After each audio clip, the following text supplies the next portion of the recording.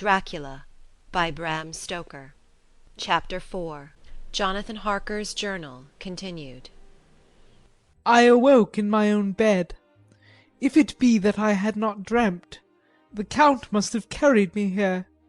I tried to satisfy myself on the subject, but could not arrive at any unquestionable result. To be sure, there were certain small evidences, such as that my clothes were folded and laid by in a manner which was not my habit.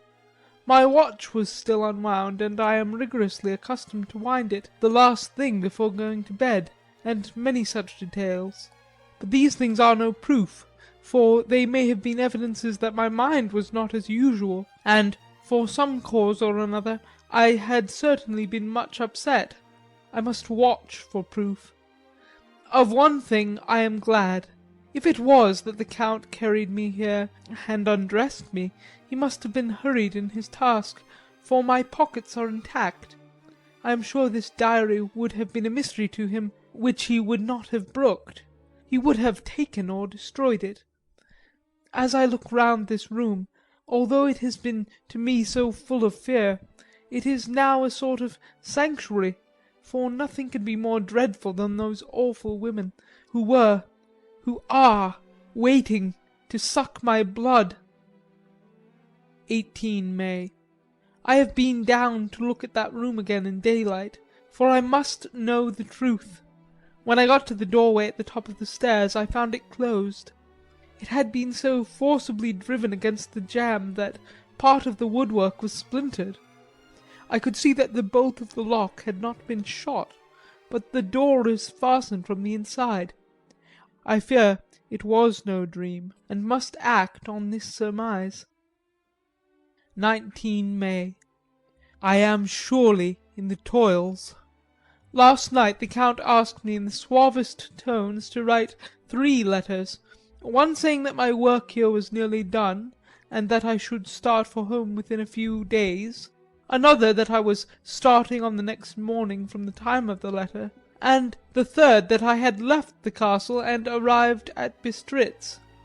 I would fain have rebelled, but felt that in the present state of things it would be madness to quarrel openly with the Count, whilst I am so absolutely in his power, and to refuse would be to excite his suspicion and to arouse his anger. He knows that I know too much, and that I must not live lest I be dangerous to him. My only chance is to prolong my opportunities. Something may occur which will give me a chance to escape. I saw in his eyes something of that gathering wrath which was manifest when he hurled that fair woman from him.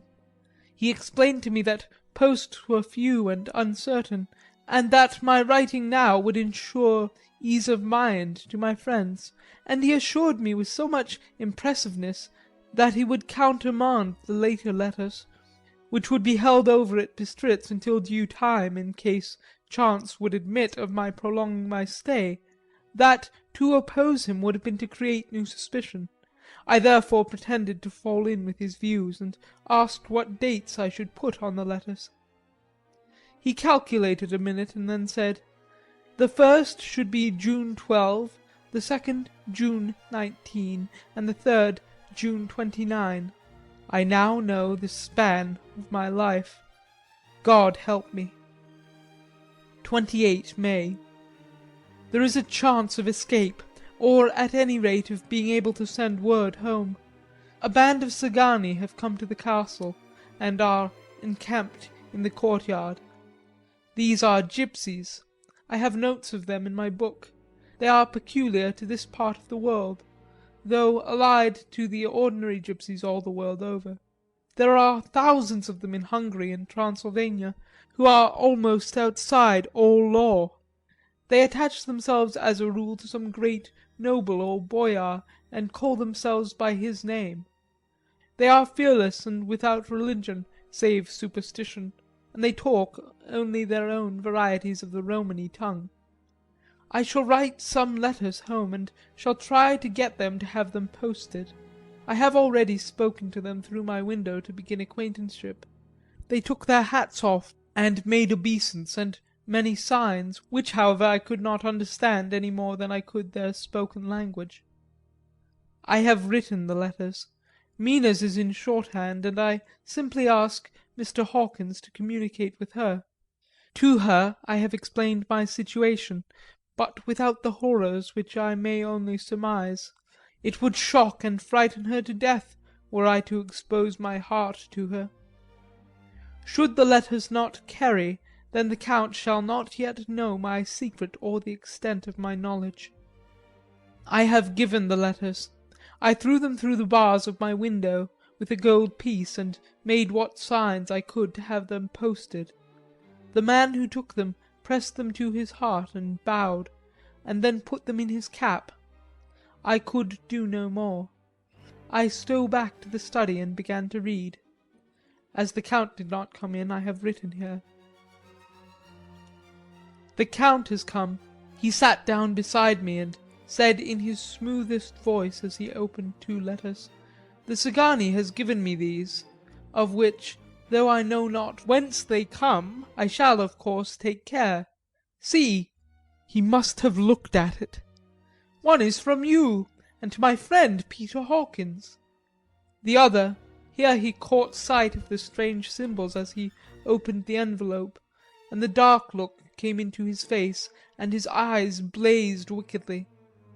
"The other is a vile thing, an outrage upon friendship and hospitality. It is not signed. Well, so it cannot matter to us." And he calmly held letter and envelope in the flame of the lamp till they were consumed. Then he went on, "The letter to Hawkins, that I shall of course send on, since it is yours. Your letters are sacred to me. Your pardon, my friend, that unknowingly I did break the seal. Will you not cover it again?" He held out the letter to me, and with a courteous bow handed me a clean envelope. I could only redirect it and hand it to him in silence. When he went out of the room I could hear the key turn softly. A minute later I went over and tried it, and the door was locked. When, an hour or 2 after, the Count came quietly into the room, his coming awakened me, for I had gone to sleep on the sofa. He was very courteous and very cheery in his manner, and seeing that I had been sleeping, he said, "So, my friend, you are tired? Get to bed, there is the surest rest. I may not have the pleasure of talk tonight, since there are many labours to me, but you will sleep, I pray." I passed to my room and went to bed, and, strange to say, slept without dreaming. Despair has its own calms. 31 May. This morning when I woke I thought I would provide myself with some papers and envelopes from my bag and keep them in my pocket, so that I might write in case I should get an opportunity, but again a surprise, again a shock. Every scrap of paper was gone, and with it all my notes, my memoranda relating to railways and travel, my letter of credit, in fact all that might be useful to me were I once outside the castle. I sat and pondered a while, and then some thought occurred to me, and I made search of my portmanteau, and in the wardrobe where I had placed my clothes. The suit in which I had travelled was gone, and also my overcoat and rug. I could find no trace of them anywhere. This looked like some new scheme of villainy. 17 June. This morning, as I was sitting on the edge of my bed cudgelling my brains, I heard without a cracking of whips and pounding and scraping of horses' feet up the rocky path beyond the courtyard. With joy I hurried to the window, and saw drive into the yard 2 great leiter wagons, each drawn by 8 sturdy horses, and at the head of each pair a Slovak, with his wide hat, great nail-studded belt, dirty sheepskin, and high boots. They had also their long staves in hand.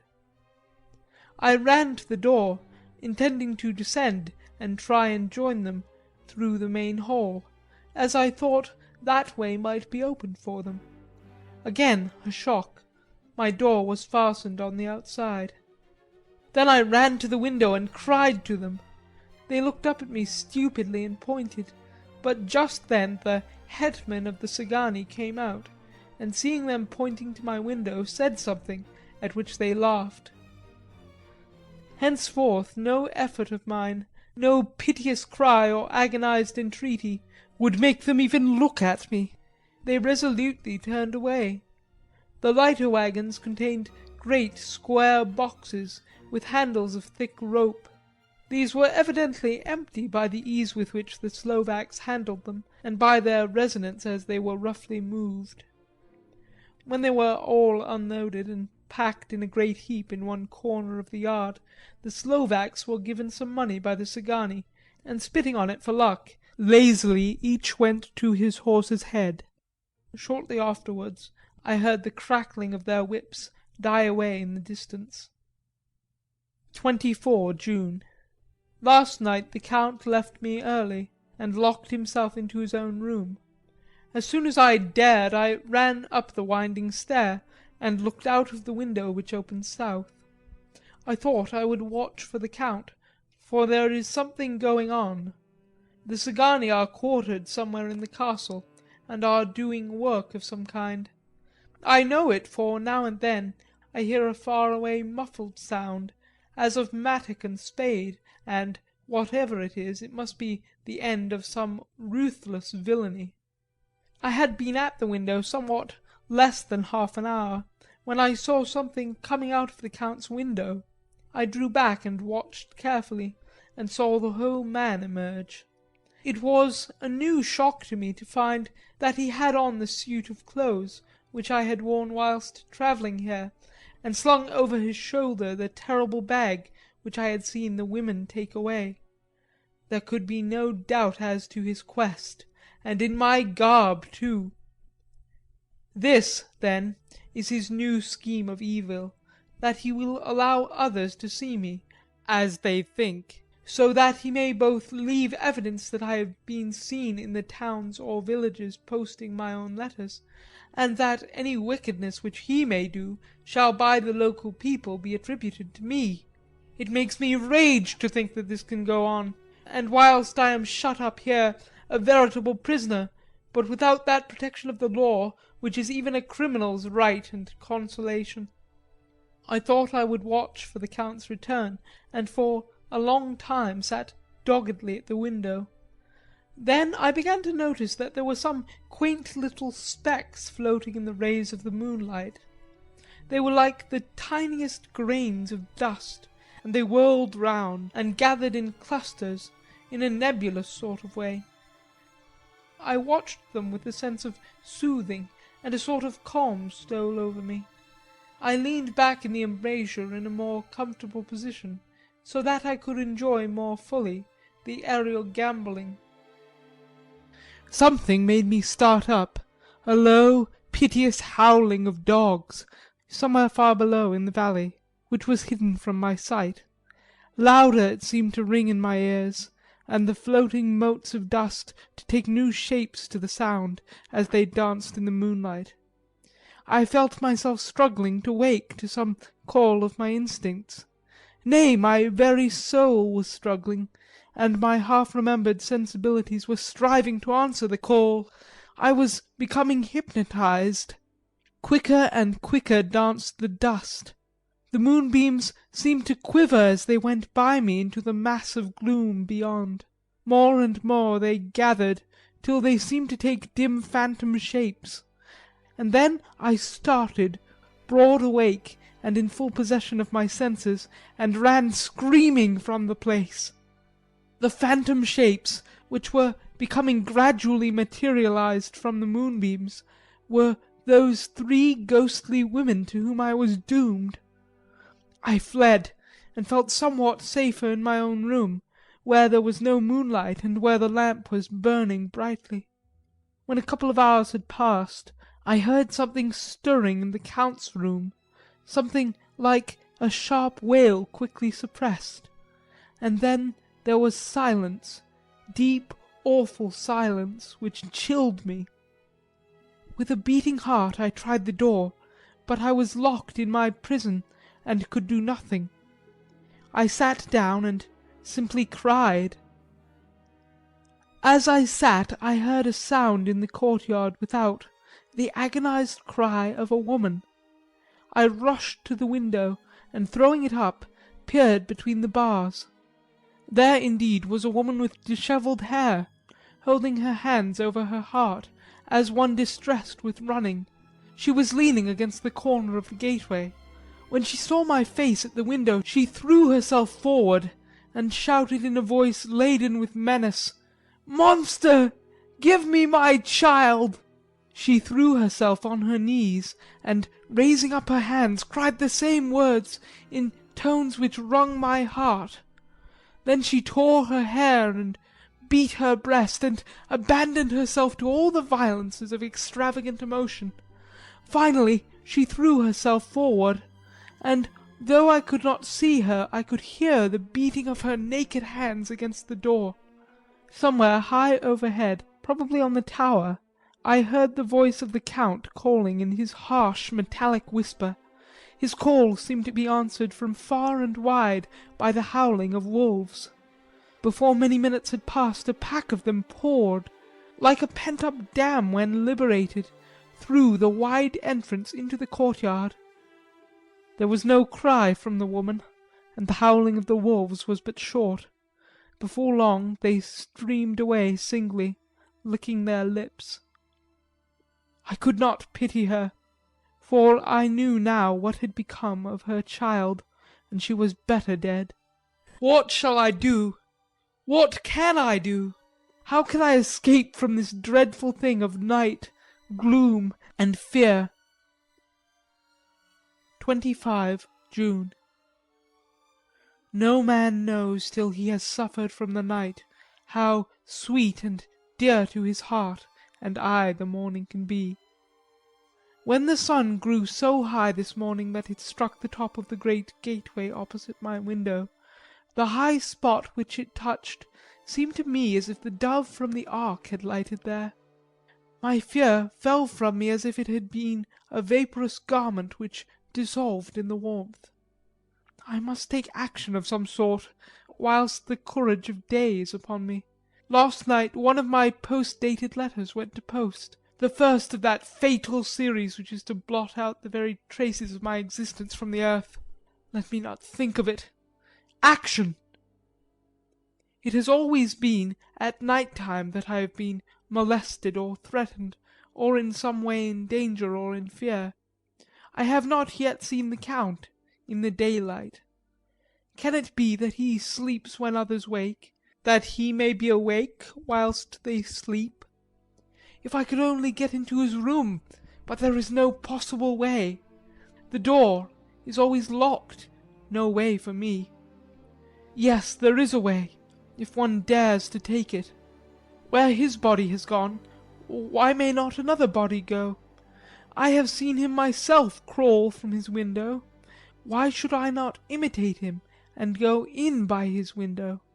The chances are desperate, but my need is more desperate still. I shall risk it. At the worst it can only be death, and a man's death is not a calf's, and the dreaded hereafter may still be open to me. God help me in my task. Good-bye, Mina, if I fail. Good-bye, my faithful friend and second father. Good-bye all, and last of all, Mina. Same day, later. I've made the effort, and, God helping me, have come safely back to this room. I must put down every detail in order. I went whilst my courage was fresh, straight to the window on the south side, and at once got outside on this side. The stones are big and roughly cut, and the mortar has by process of time been washed away between them. I took off my boots and ventured out on the desperate way. I looked down once, so as to make sure that a sudden glimpse of the awful depth would not overcome me, but after that kept my eyes away from it. I know pretty well the direction and distance of the Count's window, and made for it as well as I could, having regard to the opportunities available. I did not feel dizzy. I suppose I was too excited, and the time seemed ridiculously short till I found myself standing on the window sill and trying to raise up the sash. I was filled with agitation, however, when I bent down and slid, feet foremost, in through the window. Then I looked around for the Count, but with surprise and gladness made a discovery. The room was empty. It was barely furnished, with odd things which seemed to have never been used. The furniture was something the same style as that in the south rooms, and was covered with dust. I looked for the key, but it was not in the lock, and I could not find it anywhere. The only thing I found was a great heap of gold in one corner, gold of all kinds, Roman and British and Austrian and Hungarian and Greek and Turkish money, covered with a film of dust, as though it had lain long in the ground. None of it that I noticed was less than 300 years old. There were also chains and ornaments, some jewelled, but all of them old and stained. At one corner of the room was a heavy door. I tried it, for, since I could not find the key of the room, or the key of the outer door which was the main object of my search, I must make further examination, or all my efforts would be in vain. It was open, and led through a stone passage to a circular stairway, which went steeply down. I descended, minding carefully where I went, for the stairs were dark, being only lit by loopholes in the heavy masonry. At the bottom there was a dark, tunnel-like passage, through which came a deathly, sickly odour, the odour of old earth newly turned. As I went through the passage, the smell grew closer and heavier. At last I pulled open a heavy door which stood ajar, and found myself in an old ruined chapel, which had evidently been used as a graveyard.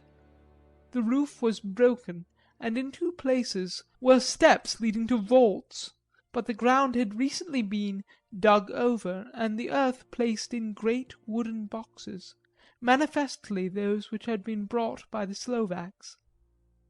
There was nobody about, and I made a search over every inch of the ground, so as not to lose a chance. I went down even into the vaults, where the dim light struggled, although to do so was a dread to my very soul. Into two of these I went, but saw nothing except fragments of old coffins and piles of dust. In the third, however, I made a discovery. There, in one of the great boxes, of which there were 50 in all, on a pile of newly dug earth, lay the Count. He was either dead or asleep.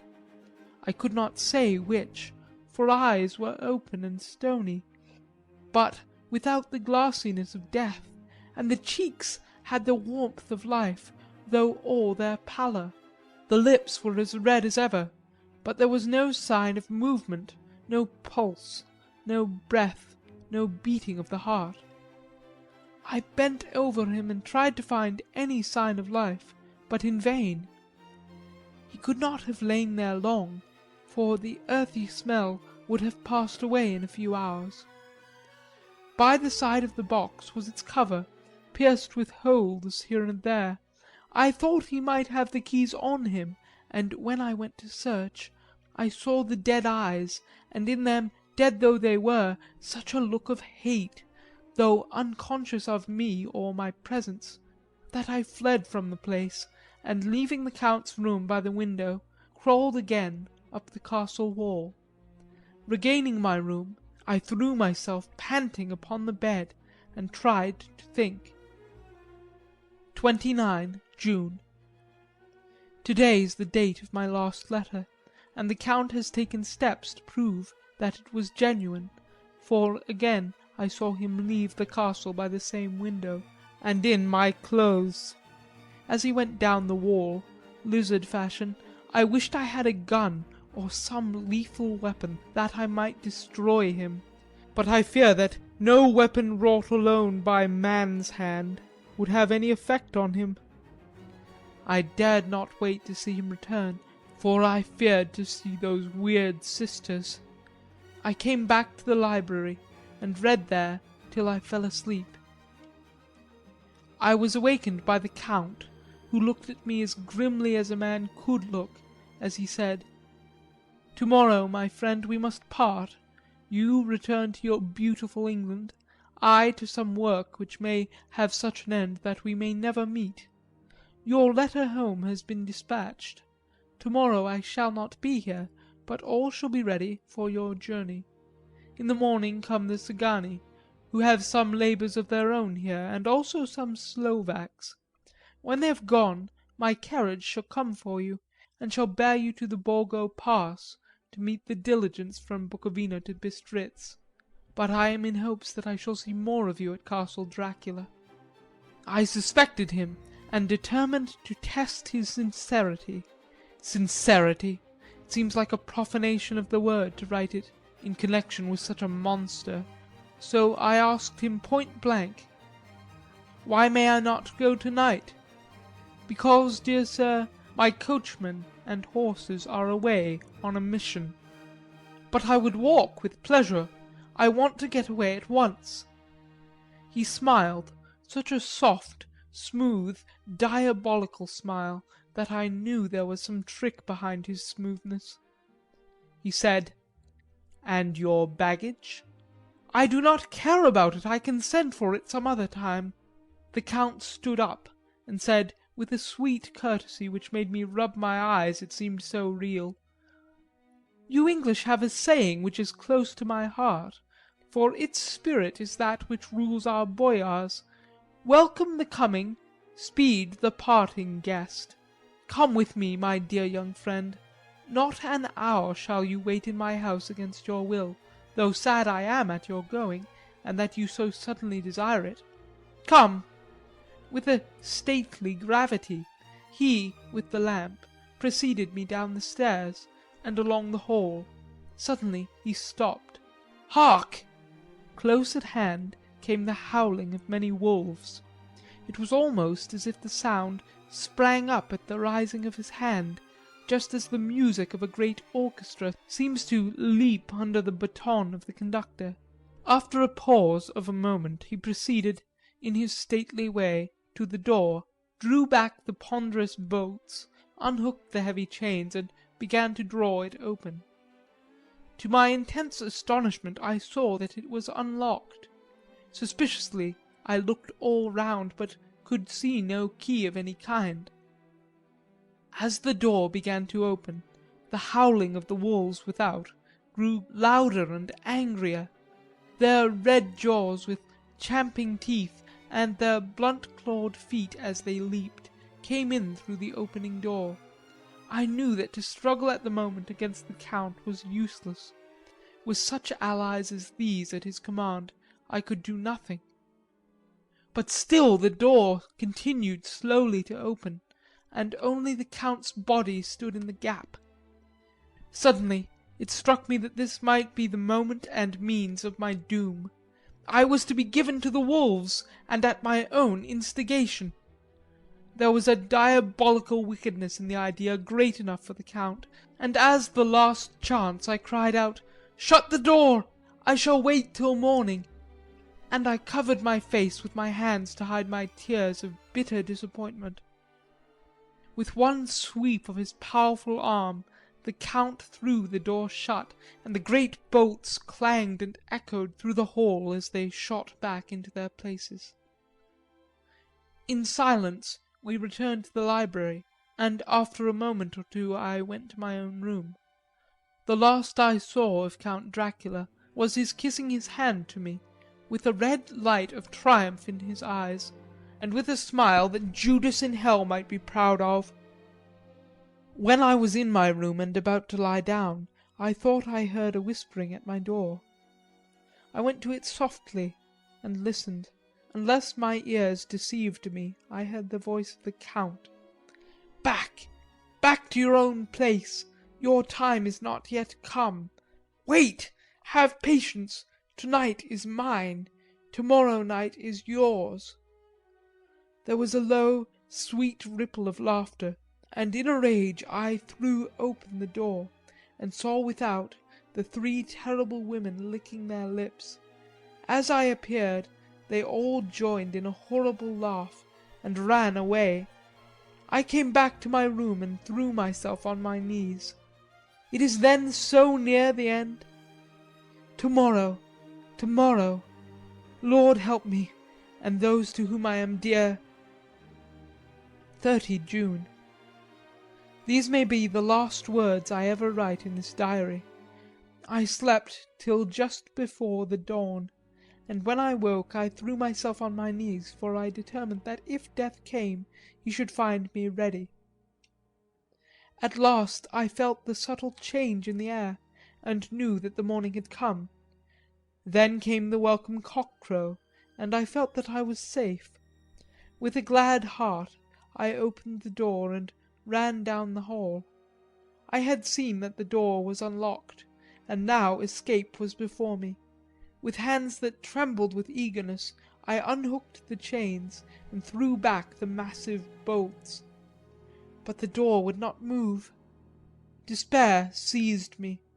I pulled and pulled at the door, and shook it till, massive as it was, it rattled in its casement. I could see the bolt shot. It had been locked after I left the Count.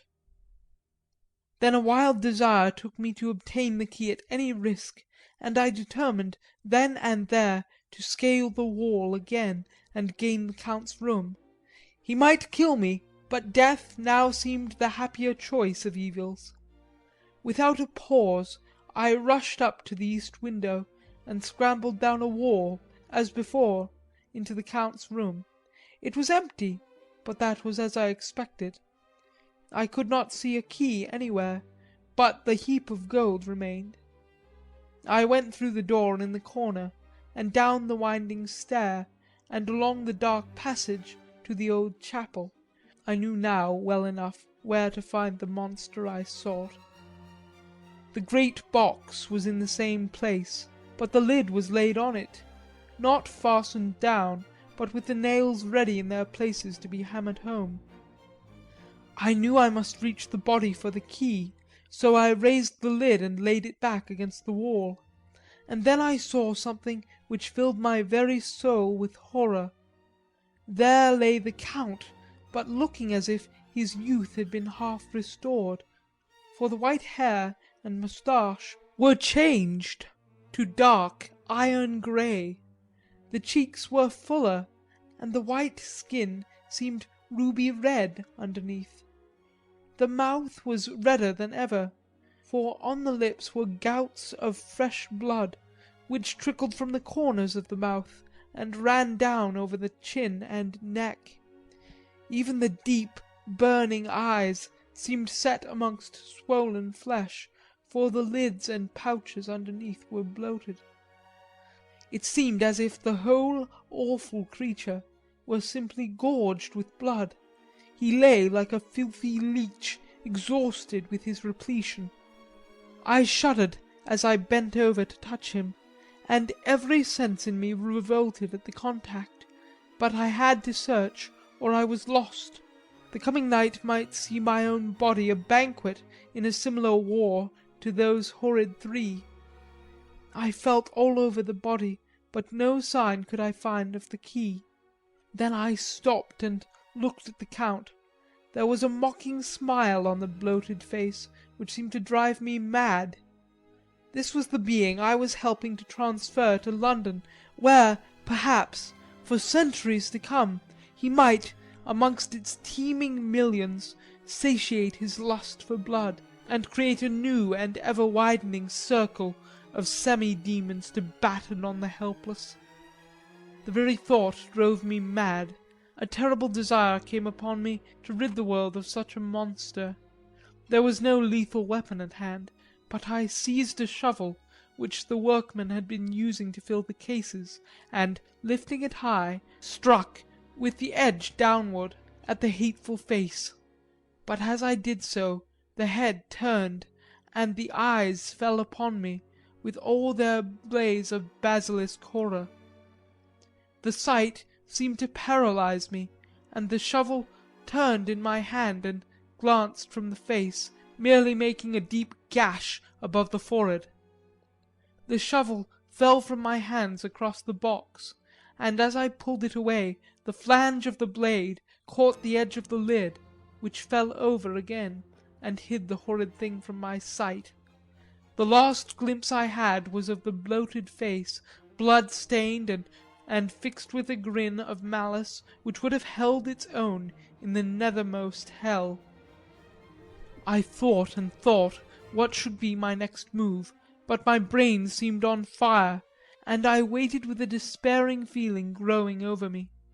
As I waited I heard in the distance a gipsy song, sung by merry voices, coming closer, and through their song the rolling of heavy wheels and the cracking of whips. The Szgany and the Slovaks of whom the Count had spoken were coming. With a last look around and at the box which contained the vile body, I ran from the place and gained the Count's room, determined to rush out at the moment the door should be opened.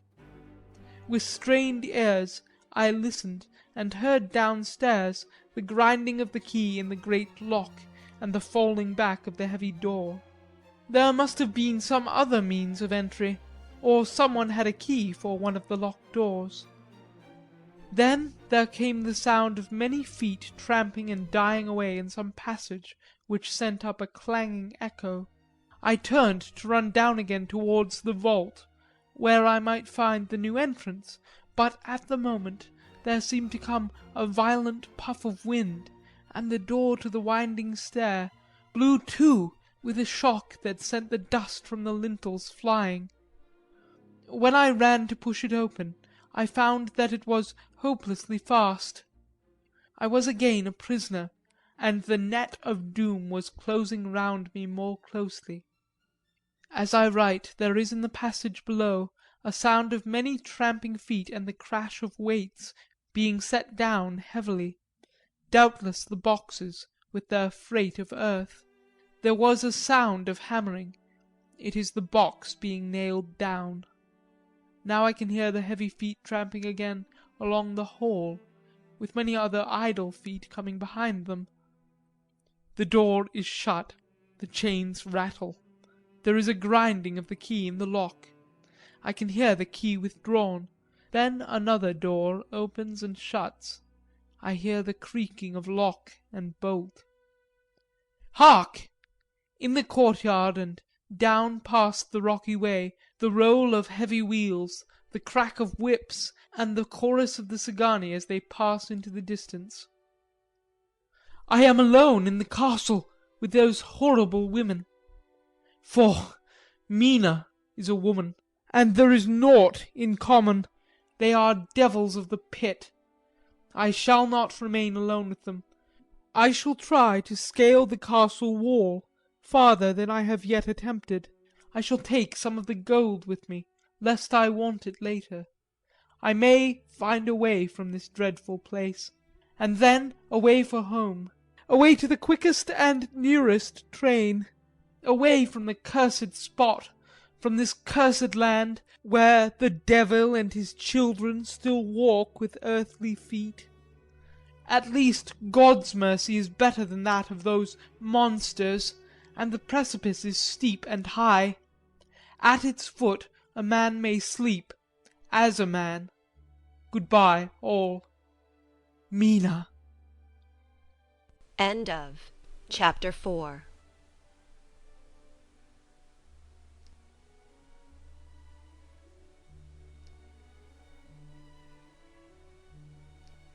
Dracula by Bram Stoker. Chapter 5.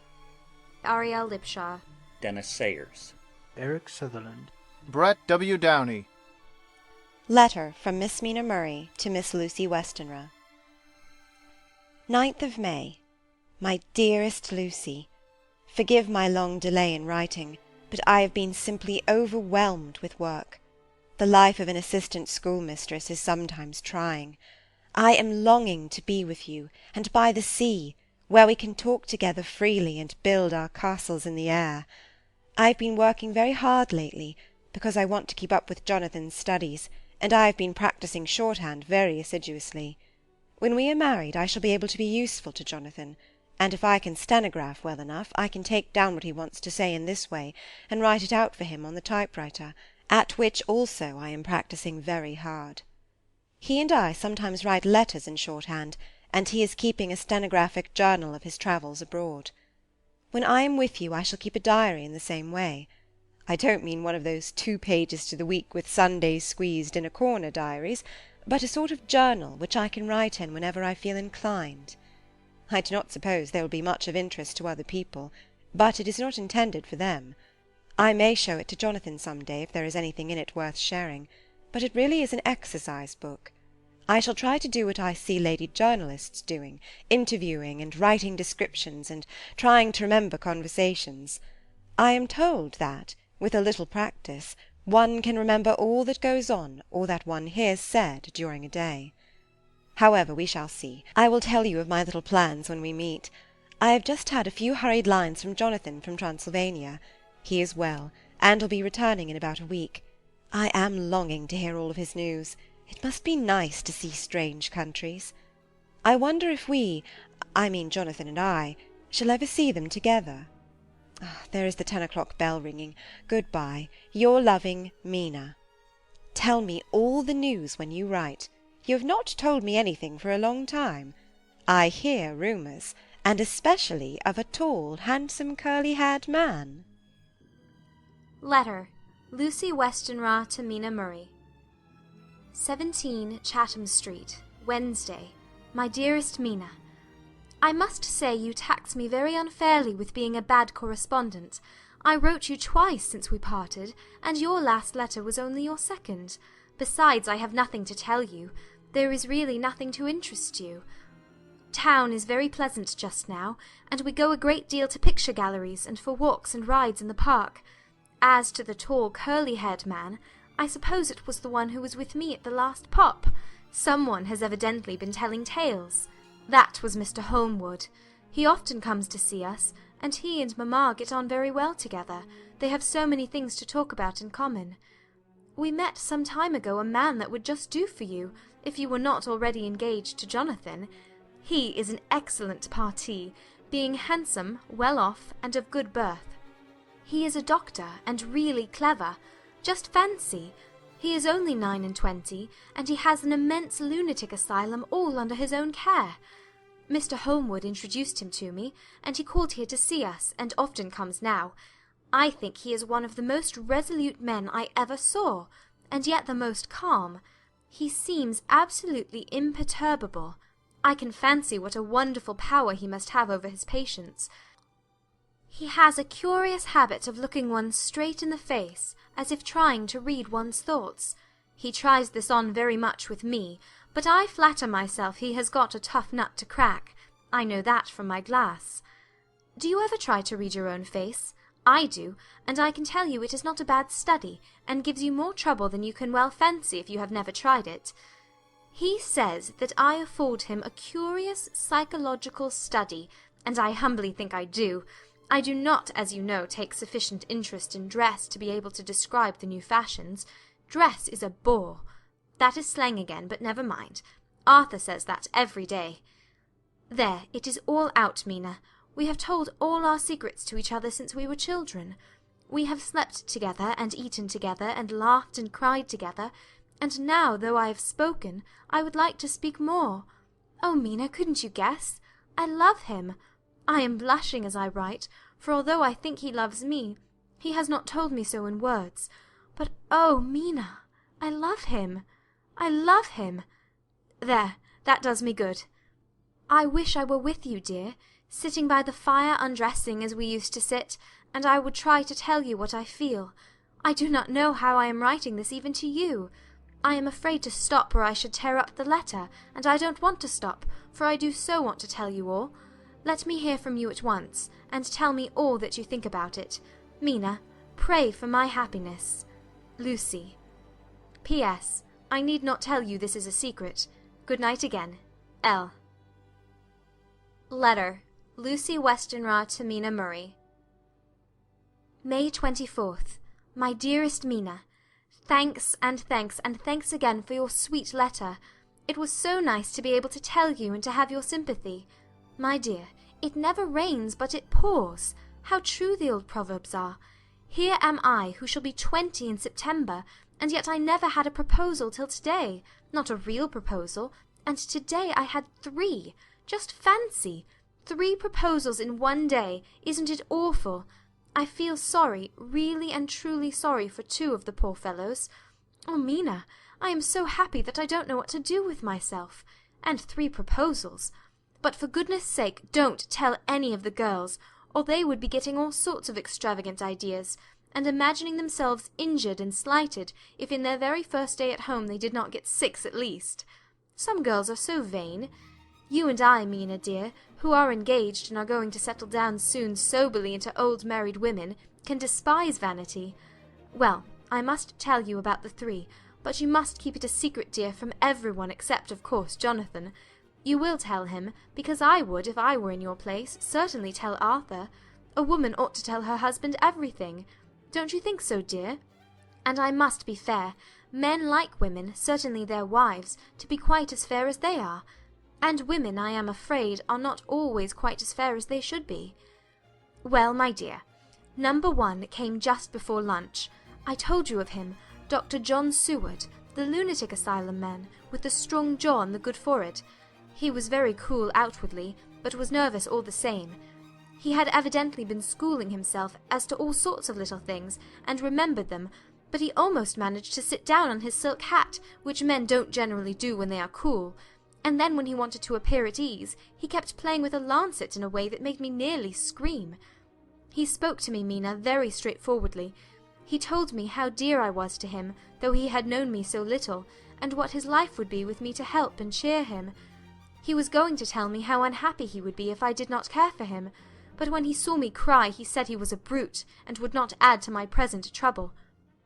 Then he broke off, and asked if I could love him in time, and when I shook my head his hands trembled, and then with some hesitation he asked me if I cared already for anyone else. He put it very nicely, saying that he did not want to wring my confidence from me, but only to know, because if a woman's heart was free a man might have hope. And then, Mina, I felt a sort of duty to tell him that there was someone. I only told him that much, and then he stood up, and he looked very strong and very grave as he took both my hands in his, and said he hoped I would be happy, and that if I ever wanted a friend I must count him one of my best. Oh, Mina, dear, I can't help crying, and you must excuse this letter being all blotted. Being proposed to is all very nice and all that sort of thing, but it isn't at all a happy thing when you have to see a poor fellow, whom you know loves you honestly, going away and looking all broken-hearted, and to know that, no matter what he may say at the moment, you are passing out of his life. My dear, I must stop here at present. I feel so miserable, though I am so happy. Evening. Arthur has just gone, and I feel in better spirits than when I left off, so I can go on telling you about the day. Well, my dear, number 2 came after lunch. He is such a nice fellow, an American from Texas, and he looks so young and so fresh that it seems almost impossible that he has been to so many places and has such adventures. I sympathize with poor Desdemona when she had such a stream poured in her ear, even by a black man. I suppose that we women are such cowards that we think a man will save us from fears, and we marry him. I know now what I would do if I were a man and wanted to make a girl love me. No, I don't, for there was Mr. Morris telling us his stories, and Arthur never told any, and yet— My dear, I am somewhat previous. Mr. Quincy P. Morris found me alone. It seems that a man always does find a girl alone. No, he doesn't, for Arthur tried twice to make a chance, and I, helping him all I could, I am not ashamed to say it now. I must tell you beforehand that Mr. Morris doesn't always speak slang. That is to say, he never does so to strangers or before them, for he is really well educated and has exquisite manners. But he found out that it amused me to hear him talk American slang, and whenever I was present, and there was no one to be shocked, he said such funny things. I am afraid, my dear, he has to invent it all, for it fits exactly into whatever else he has to say. But this is a way slang has. I do not know myself if I shall ever speak slang.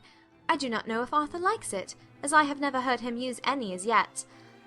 Well, Mr. Morris sat down beside me, and looked as happy and jolly as he could, but I could see all the same that he was very nervous.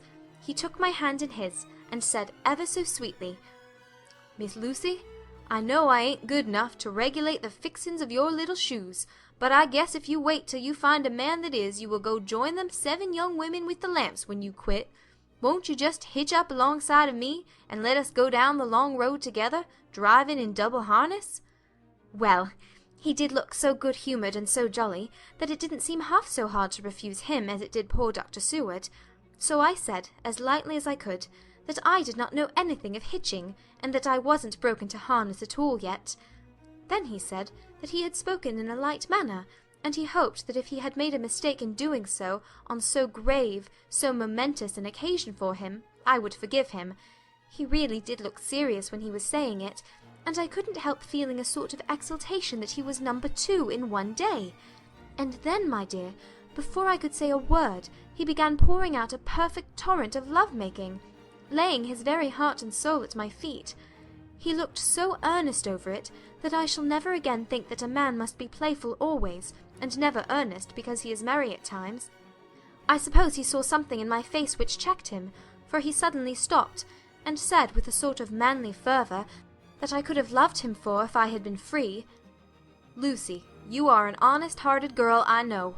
I should not be here speaking to you as I am now if I did not believe you clean grit, right through to the very depths of your soul.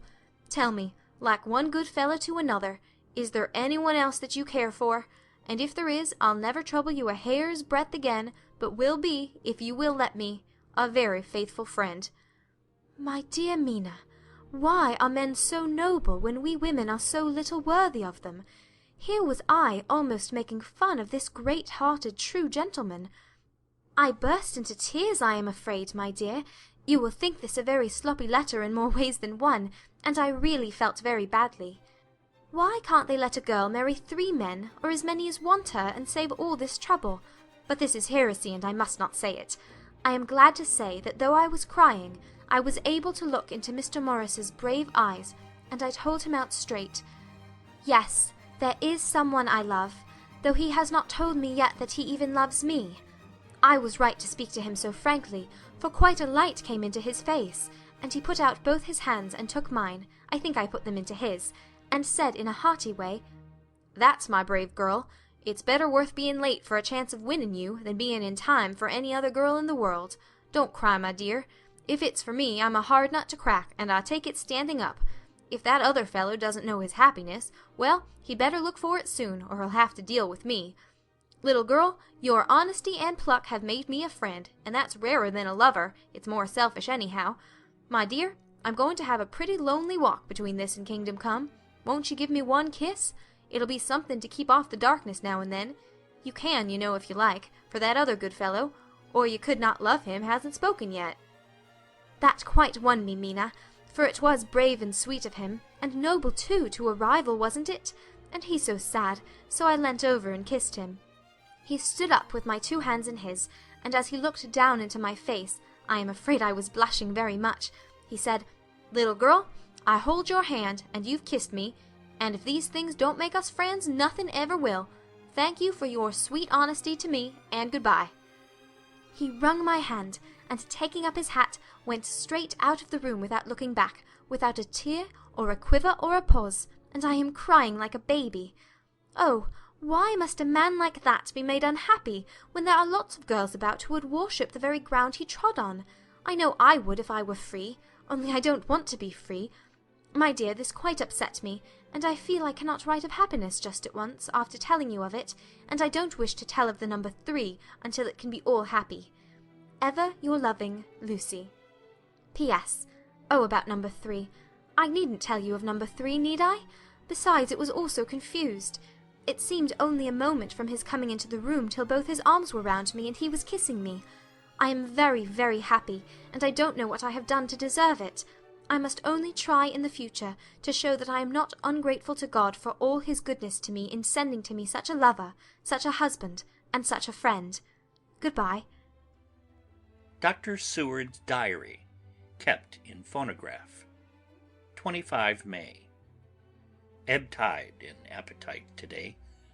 cannot eat, cannot rest, so diary instead. Since my rebuff of yesterday, I have a sort of empty feeling. Nothing in the world seems of sufficient importance to be worth the doing. As I knew that the only cure for this sort of thing was work, I went amongst the patients. I picked out one who has afforded me a study of much interest.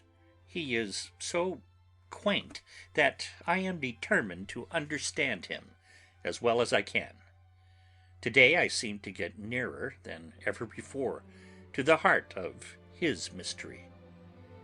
I questioned him more fully than I had ever done, with a view to making myself master of the facts of his hallucination. In my manner of doing it there was, I now see, something of cruelty. I seemed to wish to keep him to the point of his madness, a thing which I avoid with the patients, as I would the mouth of hell. Memorandum: under what circumstances would I not avoid the pit of hell? Omnia Romae finalia sunt. Hell has its price. If there be anything behind this instinct, it will be valuable to trace it afterwards accurately, so I had better commence to do so, therefore. R.M. Renfield, age 59, sanguine temperament, great physical strength, morbidly excitable, periods of gloom, ending in some fixed idea which I cannot make out.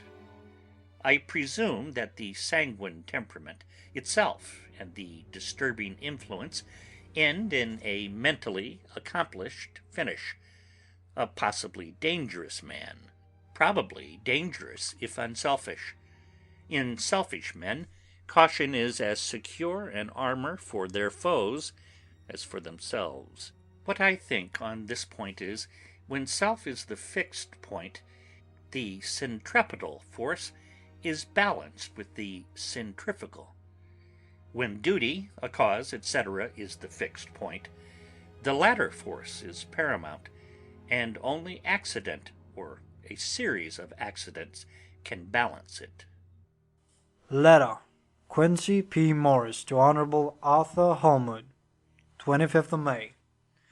My dear Art, we've told yarns by the campfire in the prairies, and dressed one another's wounds after trying a landing at the Marquesas, and drunk healths at the shores of Titicaca. There are more yarns to be told, and other wounds to be healed, and another health to be drunk. Won't you let this be at my campfire tomorrow night? I have no hesitation in asking you, as I know a certain lady is engaged to a certain dinner party, and that you are free. There will only be one other, our old pal at the Korea, Jack Seward. He's coming too, and we both want to mingle our weeps over the wine cup, and to drink a health with all our hearts to the happiest man in all the wide world, who has won the noblest heart that God has made, and best worth winning. We promise you a hearty welcome and a loving greeting, and a health as true as your own right hand. We shall both swear to leave you at home if you drink too deep into a certain pair of eyes. Come. Yours, as ever and always, Quincy P. Morris.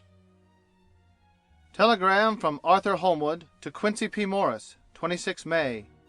Count me in every time. I bear messages which will make both your ears tingle. Art. End of Chapter 5.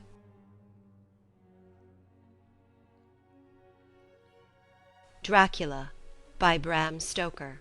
Chapter 6. Denny Sayre. Mina Murray's Journal. 24th July, Whitby. Lucy met me at the station, looking sweeter and lovelier than ever, and we drove up to the house at the Crescent in which they have rooms. This is a lovely place. The little river, the Esk, runs through a deep valley, which broadens out as it comes near the harbour. A great viaduct runs across, with high piers, through which the view seems somehow further away than it really is. The valley is beautifully green, and it is so steep that when you are on the high land on either side, you look right across it, unless you are near enough to see down. The houses of the old town, the side away from us, are all red-roofed, and seem piled up one over the other anyhow, like the pictures we see of Nuremberg. Right over the town is the ruin of Whitby Abbey, which was sacked by the Danes, and which is the scene of part of Marmion, where the girl was built up in the wall. It is a most noble ruin, of immense size, and full of beautiful and romantic bits. There is a legend that a white lady is seen in one of the windows. Between it and the town there is another church, the parish one, round which is a big graveyard, all full of tombstones. This, to my mind, is the nicest spot in Whitby, for it lies right over the town, and has a full view of the harbour, and all up the bay to where the headland called Kettleness stretches out into the sea. It descends so steeply over the harbour that part of the bank has fallen away, and some of the graves have been destroyed. In one place part of the stonework of the graves stretches out over the sandy pathway far below. There are walks with seats beside them through the churchyard, and people go and sit there all day long looking at the beautiful view and enjoying the breeze. I shall come and sit here often myself and work.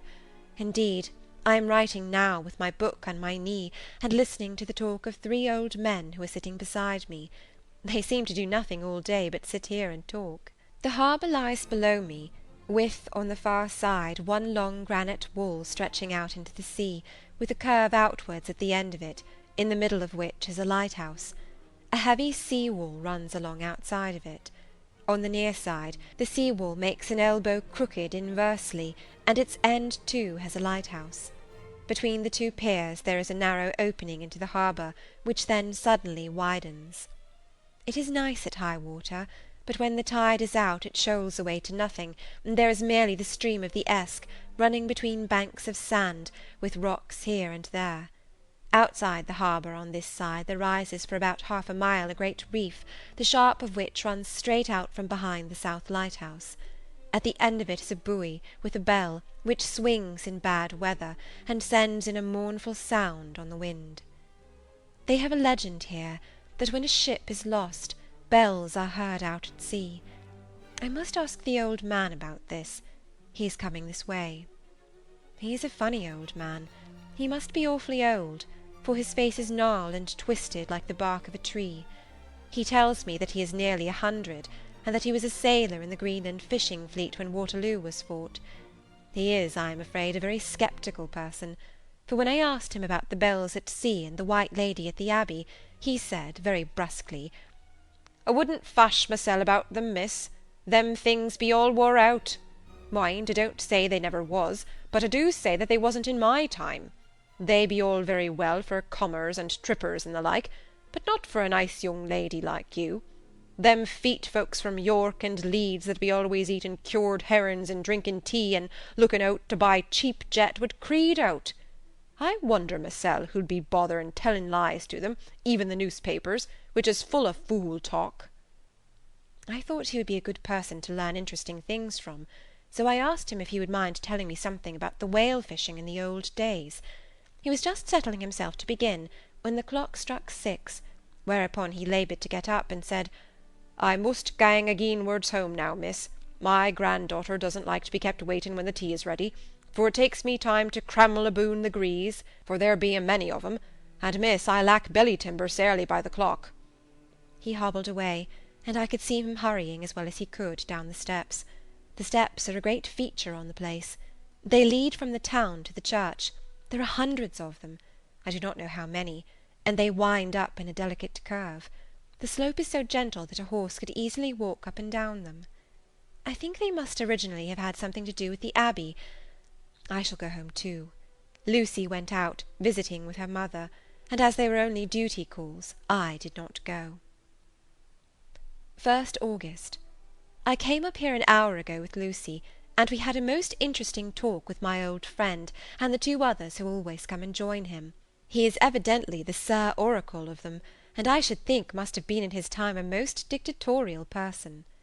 He will not admit anything, and down-faces everybody. If he can't out-argue them, he bullies them, and then takes his silence for agreement with his views. Lucy was looking sweetly pretty in her white lawn frock. She has got a beautiful colour since she has been here. I noticed that the old men did not lose any time in coming and sitting near her when we sat down. She is so sweet with old people. I think they all fell in love with her on the spot. Even my old man succumbed and did not contradict her, but gave me double share instead. I got him on the subject of the legends, and he went off at once into a sort of sermon. I must try to remember it, and put it all down. It be all fool talk, lock, stock, and barrel, that's what it be, and nowt else. These banns, and wafts, and bogusts, and barguests, and bogles, and all anent them, is only fit to set bairns and dizzy women a belderin. They be nowt but airblebs. They and all grims and signs and warrants be all invented by persons and ilsome birk bodies and railway touters to skeer and scunner halflins, and to get folks to do something that they don't other incline to. It makes me ireful to think of them. Why, it's them that, not content with printin' lies and paper and preachin' them out of pulpits, does want to be cuttin' them on the tombstones. Look here, all round you, and whate'er you wilt. All them steens, holding up their heads as well as they can out of their pride, is a cant, simply tumbling down with the weight of the lies wrote on them. Here lies the body, or sacred to the memory, wrote on all of them, and yet in nigh half of them there bean't no bodies at all, and the memories of them bean't cared a pinch of snuff about, much less sacred. Lies, all of them, nothing but lies of one kind or another. My Gog, but it'll be a quare scroderment at the day of judgment, when they come tumbling up in their death sarks, all duped together and trying to drag their tomb-steams with them to prove how good they was, some of them trimlin' and ditherin' with their hands that doesn't, and slippery from lying in the sea, that they can't even keep their girp o' them. I could see from the old fellow's self-satisfied air, and the way in which he looked round for the approval of his cronies, that he was showing off, so I put in a word to keep him going. "Oh, Mr. Swales, you can't be serious. Surely these tombstones are not all wrong?" "Yabblins! There may be a poorish few not wrong, savin' where they make out the people too good, for there be folk that do think a balm bowl be like the sea, if only it be their own. The whole thing be only lies. Now look you here. You come here a stranger, and you see this kirk-garth." I nodded, for I thought it better to assent, though I did not quite understand his dialect. I knew it had something to do with the church. He went on, "And you consate that all these steens be aboon folk that happed be here, snod and snog?" I assented again. "Then that be just where the lie comes in. Why, there be scores of these lay-bed that be tomb as old Dunn's back-a-box on Friday night." He nudged one of his companions, and they all laughed. "And my Gog, how could they be otherwise? Look at that one, the aftest abaft the beer bank. Read it." I went over and read, "Edward Spencelag, master mariner, murdered by pirates off the coast of Andres, April, 1854, age 30.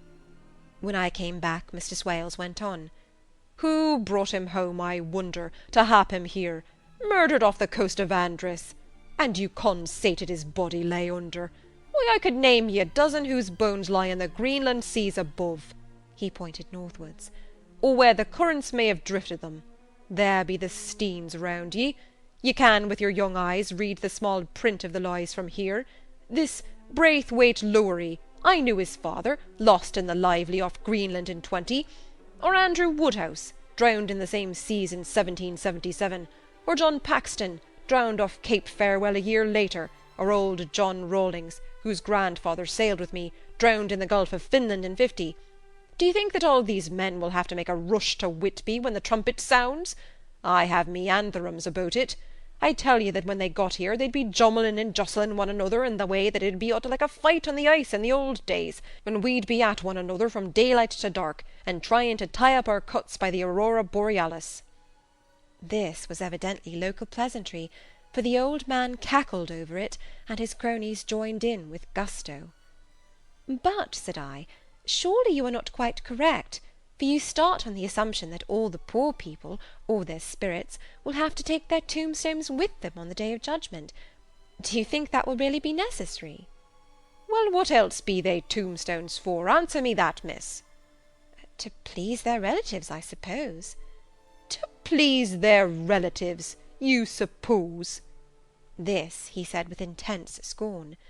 How will it please their relatives to know that lies is wrote over them, and that everybody in the place knows that they be lies?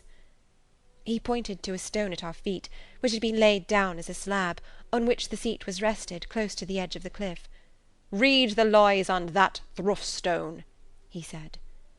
The letters were upside down to me where I sat, but Lucy was more opposite to them, so she leant over and read, "Sacred to the memory of George Cannon, who died in the hope of a glorious resurrection, on July 29th, 1873, falling from the rocks at Kettleness. This tomb was erected by his sorrowing mother to her dearly beloved son. He was the only son of his mother, and she was a widow." "Really, Mr. Swales, I don't see anything very funny in that." She spoke her comment very gravely and somewhat severely. "You don't see aught funny, ha! But that's because you don't go on the sorrowing mother was a hell-cat that hated him because he was a screwed, a regular lammeter he was, and he hated her so that he committed suicide in order that she mightn't get an insurance she put on his life. He blew nigh the top of his head off with an old musket that I had for scaring crows with. 'Twarn't for crows then, for it brought the clegs and the dopes to him.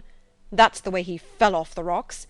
And as to hopes of a glorious resurrection, I've often heard him say mysel' that he hoped he'd go to hell, for his mother was so pious that she'd be sure to go to heaven, and he didn't want to addle where she was. Now isn't that steen at any rate?" He hammered it with his stick as he spoke. "A pack o' lies! And won't it make Gabriel keckle when Geordie comes panting out the grease with the top steam balanced on his hump, and asks to be took as evidence?" I did not know what to say, but Lucy turned the conversation as she said, rising up, "Oh, why did you tell us any of this? It is my favourite seat, and I cannot leave it, and now I find I must go on sitting over the grave of a suicide." "That won't harm you, my pretty, and it may make poor Geordie gladsome to have so trim a lass sitting on his lap. That won't hurt you. Why, I've sat here off and on for nigh 20 years past, and it hasn't done me no harm. Don't ye fash about them as lies under ye, or that doesn't lie there either. It'll be time for ye to be getting scart when ye see the tombsteens all run away with, and the place as bare as a stubble field. There's the clock, and I must gang. My service to ye, ladies." And off he hobbled. Lucy and I sat a while, and it was all so beautiful before us that we took hands as we sat, and she told me over all again about Arthur and their coming marriage. That made me just a little heartsick, for I haven't heard from Jonathan for a whole month. The same day. I came up here alone, for I am very sad. There was no letter for me. I hope there cannot be anything the matter with Jonathan. The clock has just struck 9. I see the lights scattered all over the town, sometimes in rows where the streets are, and sometimes singly. They run right up the Esk and die away in the curve of the valley. To my left the view is cut off by a black line of roof of the old house next to the abbey. The sheep and lambs are bleating in the fields away behind me, and there is a clatter of donkeys' hoofs up the paved road below. The band on the pier is playing a harsh waltz in good time, and farther along the quay there is a Salvation Army meeting in a back street. Neither of the bands hears the other, but up here I hear and see them both. I wonder where Jonathan is, and if he is thinking of me. I wish he were here. Dr. Seward's Diary, 5 June. The case of Renfield grows more interesting the more I get to understand the man. He has certain qualities very largely developed: selfishness, secrecy, and purpose. I wish I could get at what is the object of the latter. He seems to have some settled scheme of his own, but what it is I do not know. His redeeming quality is a love of animals, though indeed he has such curious turns in it that I sometimes imagine he is only abnormally cruel. His pets are of odd sorts. Just now his hobby is catching flies. He has at present such a quantity that I have had myself to expostulate. To my astonishment, he did not break out into a fury, as I expected, but took the matter in simple seriousness. He thought for a moment, and then said, "May I have 3 days? I shall clear them away." Of course, I said that would do. I must watch him. 18 June. He has turned his mind now to spiders, and has got several very big fellows in a box. He keeps feeding them his flies, and the number of the latter is becoming sensibly diminished, although he has used half his food in attracting more flies from outside to his room. 1 July. His spiders are now becoming as great a nuisance as his flies, and today I told him that he must get rid of them. He looked very sad at this, so I said that he must some of them, at all events. He cheerfully acquiesced in this, and I gave him the same time as before for reduction. He disgusted me much while with him, for when a horrid blowfly, bloated with some carrion food, buzzed into the room, he caught it, held it exultantly for a few moments between his finger and thumb, and before I knew what he was going to do, put it in his mouth and ate it. I scolded him for it, but he argued quietly that it was very good and very wholesome, that it was life, strong life, and gave life to him. This gave me an idea, or the rudiment of one. I must watch how he gets rid of his spiders.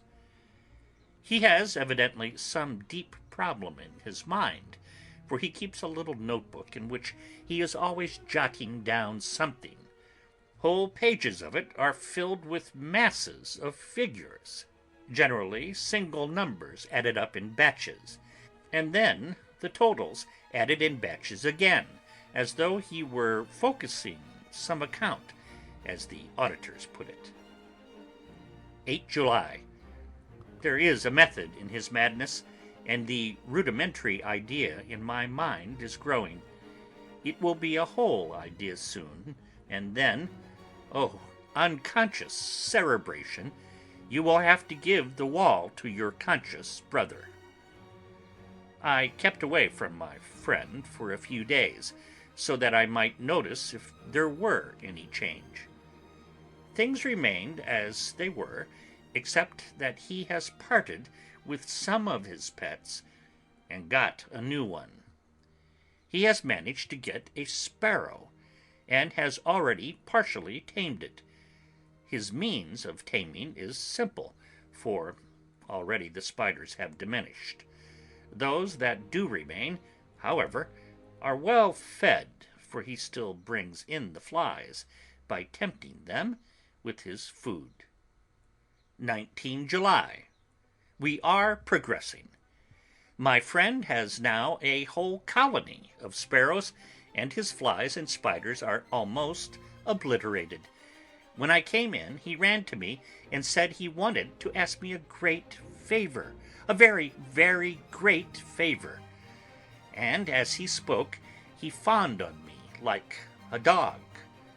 I asked him what it was, and he said, with a sort of rapture in his voice and bearing, "A kitten, a nice little sleek playful kitten that I can play with and teach and feed and feed and feed."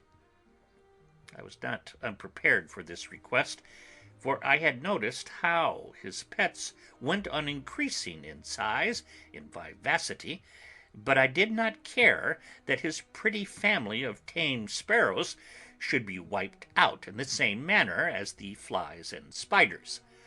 So I said I would see about it, and asked him if he would not rather have a cat than a kitten. His eagerness betrayed him as he answered, "Oh, yes, I would like a cat. I only asked for a kitten lest you should refuse me a cat. No one would refuse me a kitten, would they?" I shook my head, and said that at present I feared it would not be possible, but that I would see about it. His face fell, and I could see a warning of danger in it, for there was a sudden, fierce, sidelong look which meant killing. The man is an undeveloped, homicidal maniac. I shall test him with his present craving, and see how it will work out. Then I shall know more. 10 p.m. I have visited him again, and found him sitting in a corner, brooding. When I came in, he threw himself on his knees before me, and implored me to let him have a cat, that his salvation depended on it. I was firm, however, and told him that he could not have it, whereupon he went without a word and sat down, gnawing his fingers, in the corner where I had found him. I shall see him in the morning, early. 20 July. Visited Renfield very early before attendant went his rounds. Found him up and humming a tune. He was spreading out his sugar, which he had saved, in the window, and was manifestly beginning his fly catching again, and beginning it cheerfully and with a good grace. I looked around for his birds, and not seeing them, asked him where they were. He replied, without turning round, that they had all flown away. There were a few feathers about the room, and on his pillow a drop of blood. I said nothing, but went and told the keeper to report to me if there was anything odd about him during the day. 11 a.m. The attendant has just been to see me to say that Renfield has been very sick and has disgorged a whole lot of feathers. My belief is, doctor, he said, that he has eaten his birds, and that he just took them and ate them raw. 11 p.m. I gave Renfield a strong opiate tonight, enough to make even him sleep, and took away his pocketbook to look at it. The thought that has been buzzing about my brain lately is complete, and the theory is proved. My homicidal maniac is of a peculiar kind. I shall have to invent a new classification for him, and call him a zoophagous, life-eating maniac. What he desires is to absorb as many lives as he can, and he has laid himself out to achieve it in a cumulative way.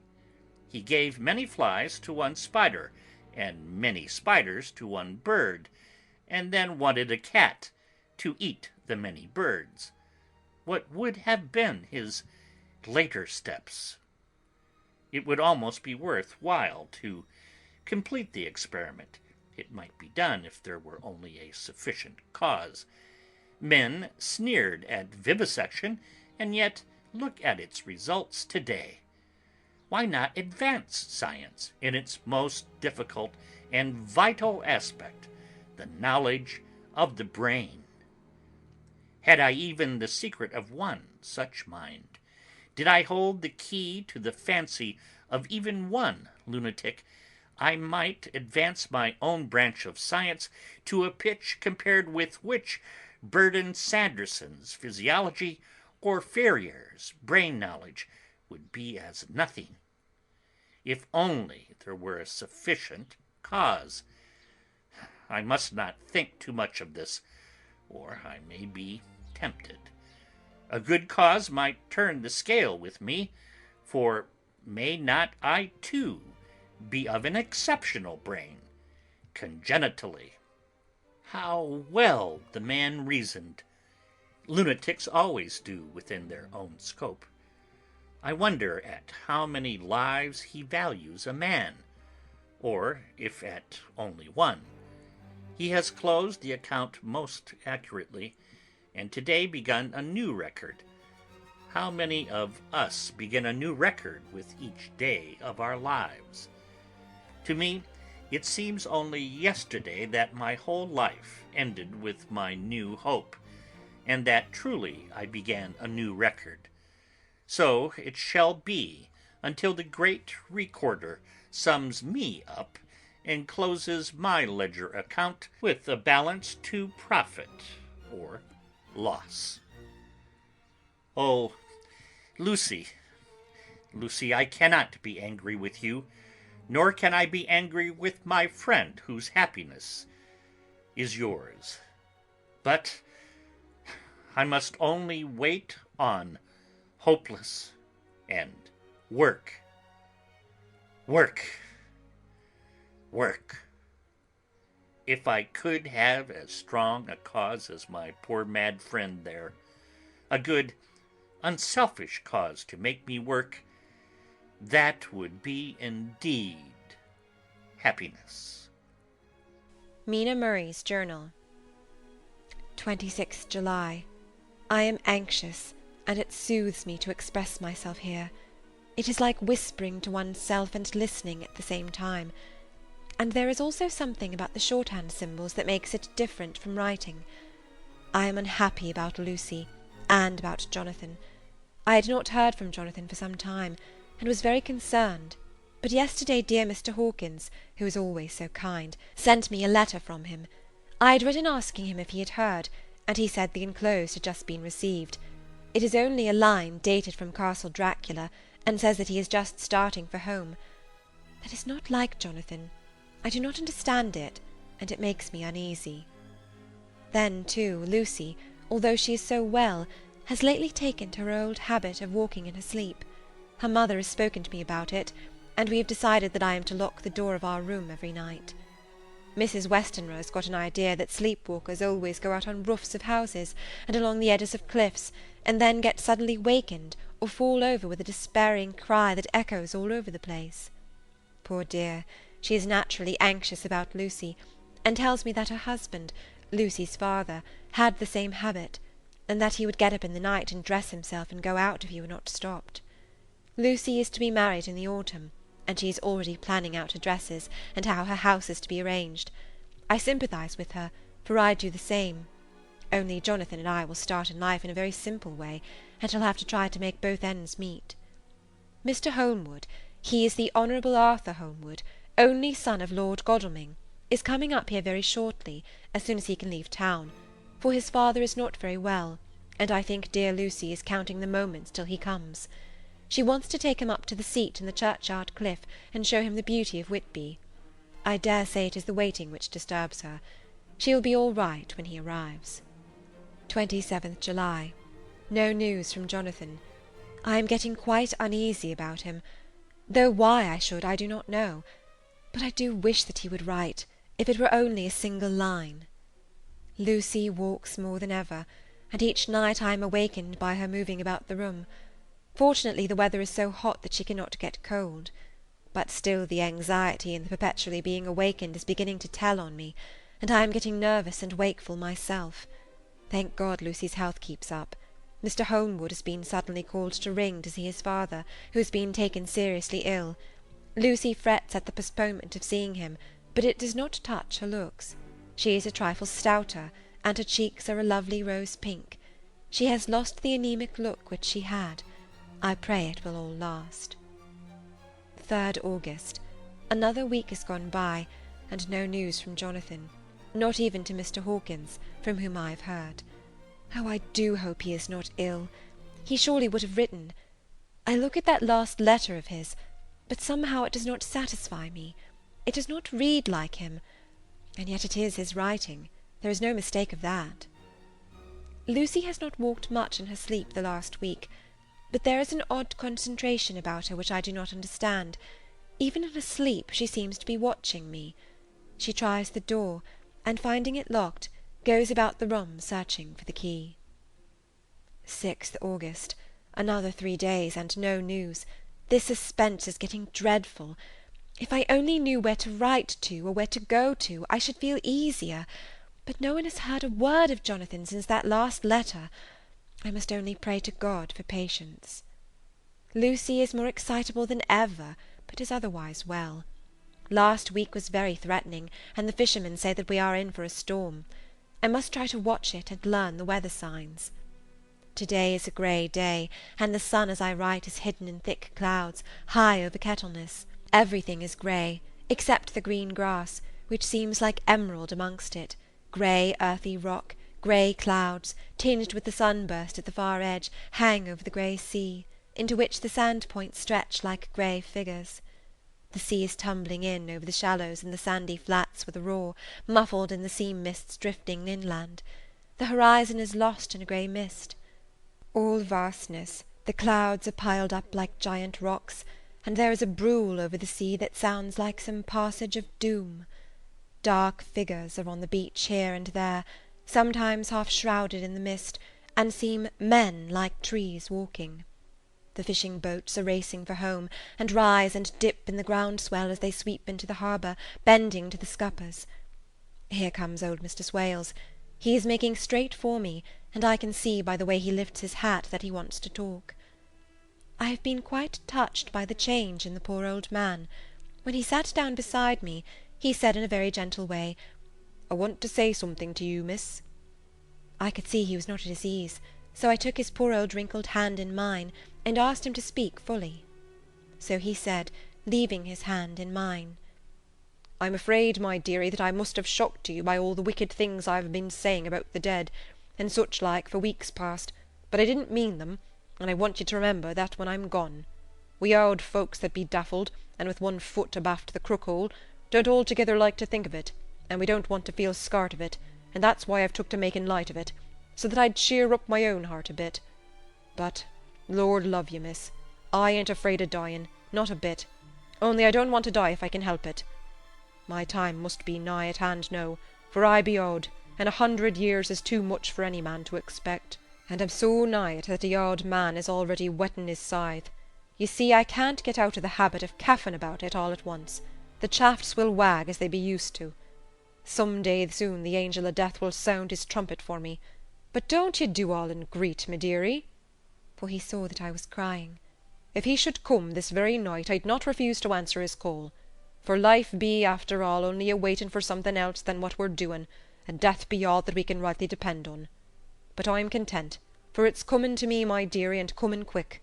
It may be coming while we be looking and wondering. Maybe it's in that wind out over the sea that's bringing with it loss and wreck, and sore distress and sad hearts. Look, look," he cried suddenly. "There's something in that wind and in the house beyond that sounds, and looks, and tastes, and smells like death. It's in the air. I feel it coming. Lord, make me answer cheerful when my call comes." He held up his arms devoutly, and raised his hat. His mouth moved as though he were praying. After a few minutes' silence, he got up, shook hands with me, and blessed me, and said good-bye, and hobbled off. It all touched me, and upset me very much. I was glad when the coastguard came along, with his spy-glass under his arm. He stopped to talk with me, as he always does, but all the time kept looking at a strange ship. "I can't make her out," he said. "She's a Russian, by the look of her, but she's knocking about in the queerest way. She doesn't know her mind a bit. She seems to see the storm coming, but can't decide whether to run up north in the open, or to put in here. Look there again! She is steered mighty strangely, for she doesn't mind the hand on the wheel, changes about with every puff of wind. We'll hear more of her before this time to-morrow." End of chapter 6.